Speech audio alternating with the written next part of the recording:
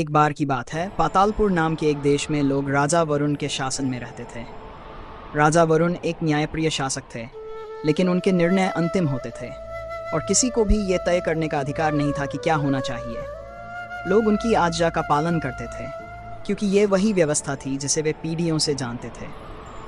एक दिन एक युवा गांववासी आयान ने शहर के चौक पर यात्रियों की बातें सुनी, जो दूर की उन जगहों के बारे में बता रहे थे जहां राजा नहीं बल्कि लोग खुद फैसले लेते थे।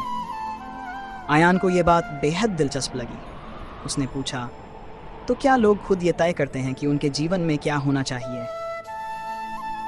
यात्रियों ने आयान को लोकतंत्र के बारे में बताया, एक ऐसी व्यवस्था जहां हर किसी को वोट देने का अधिकार होता है, ताकि वे अपने नेताओं का चुनाव कर सकें और अपने ऊपर लागू होने वाले कानूनों में उनकी भी आवाज हो।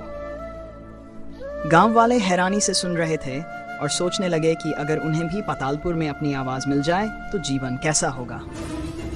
प्रेरित होकर आयान ने गांव वालों को एकत्र करना शुरू किया और चर्चा की कि वे कैसे अपने देश में बदलाव ला सकते हैं।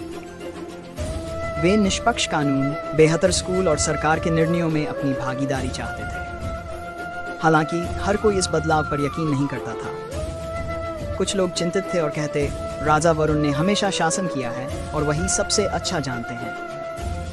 लेकिन आयान और उसके मित्रों ने हार नहीं मानी। उन्होंने एक शांतिपूर्ण आंदोलन शुरू किया और हर गांव और शहर में जाकर लोगों से बात की। उन्होंने सभाएं आयोजित की, जहां वे समझाते थे कि लोकतंत्र कैसे काम करता है। लोग सुनते और उम्मीद से भर जाते। एक दिन राजा वरुण ने अपने लोगों के संकल्प को देखते हुए उनकी बात सुनने का निर्णय लिया। उन्होंने घोषणा की, अगर लोग अपनी आवाज चाहते हैं तो चलिए कुछ नया आजमाते हैं। उन्होंने ऐलान किया कि अब हर वयस्क को वोट देने का अधिकार होगा और वे पातालपुर के भविष्य को तय करने में भाग ले सकेंगे। हर 5 साल में चुनाव होंगे, जहां लोग अपने प्रतिनिधियों को चुन सकेंगे। लोकतंत्र स्थापित होने के बाद पातालपुर में खुशहाली आई। स्कूल और अस्पताल बने, सड़कें सुधरी और हर व्यक्ति को योगदान का मौका मिला। लोग गर्व महसूस करते थे, ये जानकर कि वे अपने देश के भविष्य में भूमिका निभा रहे हैं।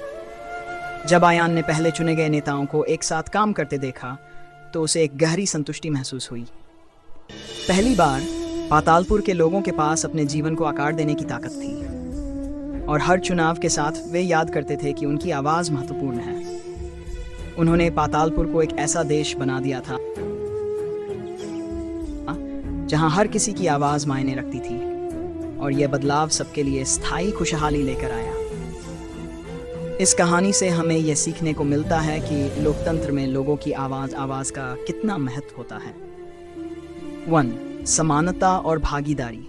लोकतंत्र एक ऐसी व्यवस्था है जिसमें हर व्यक्ति को अपने देश के निर्णयों में भाग लेने का अधिकार होता है, चाहे वह अमीर हो या गरीब। यह समानता का संदेश देता है। 2. एकता और सहयोग। अगर लोग एकजुट होकर बदलाव की कोशिश करें तो वह संभव हो सकता है, जैसा कि आयान और उसके दोस्तों ने मिलकर किया। 3. जिम्मेदारी और जागरूकता।